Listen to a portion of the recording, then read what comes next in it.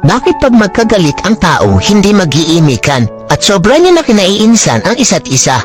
Hanggang sa hindi niya na namamalayan ang tagal niyo na palang hindi nagpapansinan. Bakit nga ba? Dahil ba sa sama ng loob o maling nagawa o dahil sa mataas na pride? Sa sobrang taas ng pride, nagpapakiramdaman kayo kung sino ang unang hihingi ng tawad. Paano kung pareho kayong ma-pride? E di habang buhay na kayong walang pansinan at mag-iinisan, di ba?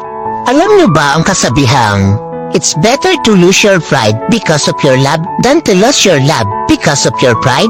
Hindi naman masama kung itapon mo muna ang pride mo para sa taong mahalaga sa'yo. Kaysa naman itapon mo yung pinagsamahan nyo ng dahil lang sa pride mo.